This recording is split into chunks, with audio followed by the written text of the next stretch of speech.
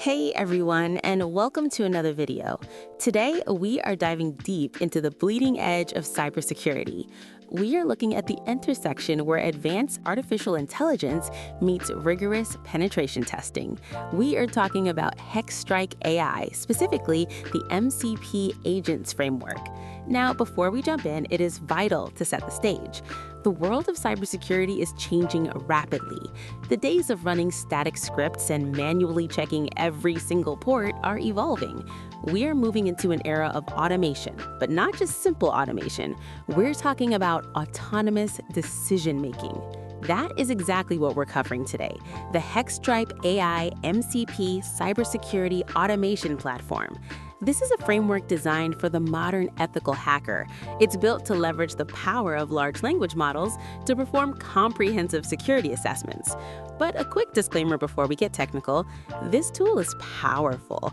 We are discussing this strictly for ethical purposes, authorized red teaming, securing your own infrastructure, and educational research.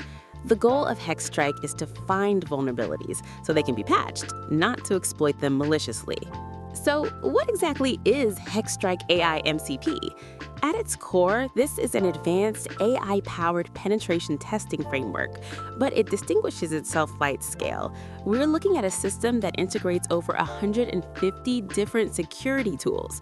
Think about the complexity of managing that many tools manually. HexStrike abstracts that complexity. But the real star of the show here isn't just the tools. It is the 12+ autonomous AI agents that wield them. Let's talk about the architecture, specifically looking at version 6.0. This isn't a single bot running a single task. This uses a multi-agent architecture.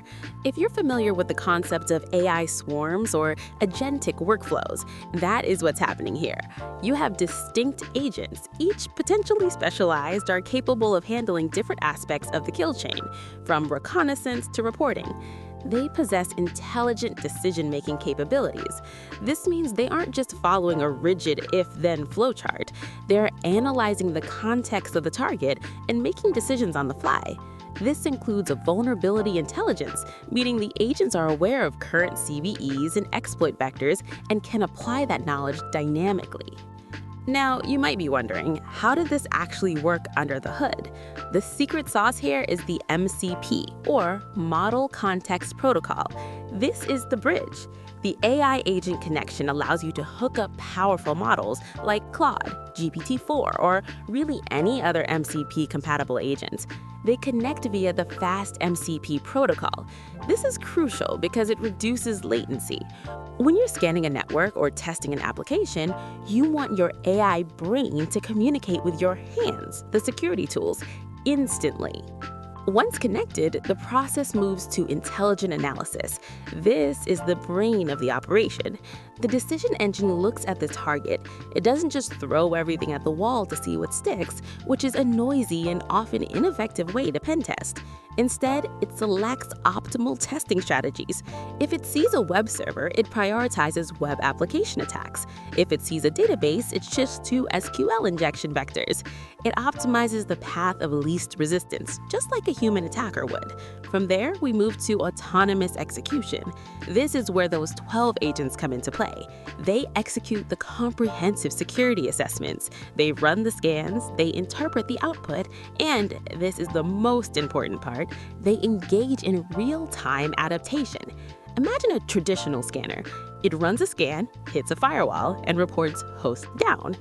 An AI agent, however, sees the firewall, realizes it's being blocked, and adapts. It might slow down the scan rate, fragment packets, or change its stores to evade detection. The system adapts based on real-time results and discovered vulnerabilities. Finally, the workflow ends with advanced reporting. We all know that in cybersecurity, if you can't report it, it didn't happen. HexStrike provides visual outputs, generating vulnerability cards and a risk analysis that explain not just what's open, but why it matters. All of this sounds incredibly complex, but the beauty of modern open source projects is that getting started is surprisingly straightforward. We're going to walk through the installation process right now, so you can set up your own HexStrike MCP server. We're going to run this on a standard Linux or Mac environment, though Windows works too with a slight tweak. You're going to need your terminal open for this. The first step, as with most great tools, is getting the code. You need to clone the repository from GitHub. You'll type git clone followed by the URL, which is https://github.com/0x4m/hexstrike AI. This pulls down the entire framework, the agent definitions, and the tool wrappers onto your local machine. Once the download finishes, you want to move into that directory, so type cd hexstrike AI. Now you're inside the project folder. Here's a best practice that I cannot stress enough. Use a virtual environment. Python projects have a lot of dependencies. HexStrike interacts with AI libraries, networking tools, and various protocols. You do not want these conflicting with your system-wide Python installation, so step 2 is creating that isolated environment. In your terminal, type python 3.m, then hexstrike AI. This tells Python to make a new virtual environment in a folder named hexstrike-env. It might take a few seconds to set up the file structure. Once created, you have to turn it on. If you're on Linux or Mac OS, you'll run the command source hexstrike-env/bin/activate. You'll know it worked because your terminal prompt will change to show the name of the environment in parentheses. If you're on Windows, the command is slightly different. You'd run hexstrike-env/scripts/activate. Now that we're in our clean, isolated environment, we need to install the fuel for the engine. We need the dependencies. The developers have conveniently listed everything in a requirements.txt file, so the final step for the basic setup is to run pip3 install -r requirements.txt. As you hit enter, you're going to see a lot of text scrolling by. It's installing the MCP libraries, the AI connectors, the network and utilities, and everything else those 12 autonomous agents need to function. While that's installed, let's talk about the implications of having this running.